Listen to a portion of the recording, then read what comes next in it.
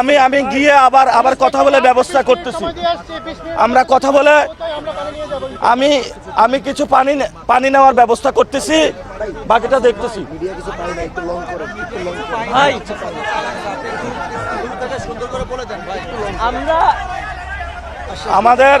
আমাদের ওইখানে যেটা কথা হয়েছে যে সরকার জাতিসংঘের কাছে একটা চিঠি দিবে, যেই চিঠির মাধ্যমে জাতিসংঘ একটি তদন্ত উইন্ডো ওপেন করবে।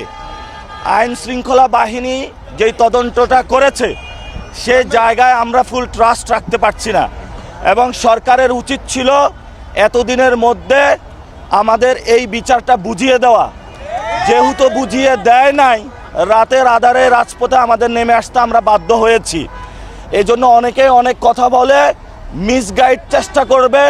আমরা আমাদের বিচার পাওয়া পর্যন্ত লক্ষ্যপানে অবিচল থাকবো এবং আমরা বিচার নিয়ে বাড়ি ফিরবো ইনশাআল্লাহ। সবাই ভালো থাকবেন, আজাদির লড়াই চলবে ইনশাআল্লাহ।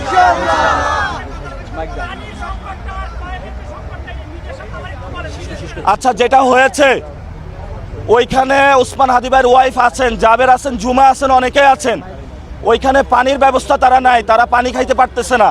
আমি এক বোতল পানি নিয়ে গিয়েছিলাম, ওইটাই তারা খেয়েছে সবাই ভাগ করে।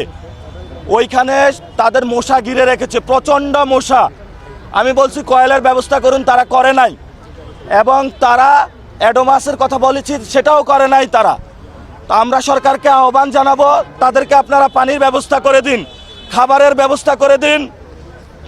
এবং মশা যে কোনো সময় তাদের প্রবলেম ক্রিয়েট করতে পারে, যাতে বাঁচতে পারে কয়েল বা অন্যান্য ওষুধের তাদেরকে ব্যবস্থা করে দিন। এটা সরকারের কাছে আমাদের কর জোর নিবেদন, আপনাদের কাছে। এত কঠোর হবেন না আপনারা।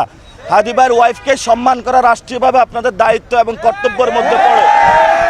তো ইনশাল্লাহ আমাদের এই মিছিল চলবে। আশা করি যে যদি আমরা বিচার পাই তবে ইনশাল্লাহ ঘরে ফিরবো, বিচার ছাড়া ইনশাল্লাহ আমরা ঘরে ফিরবো না ইনশাআল্লাহ।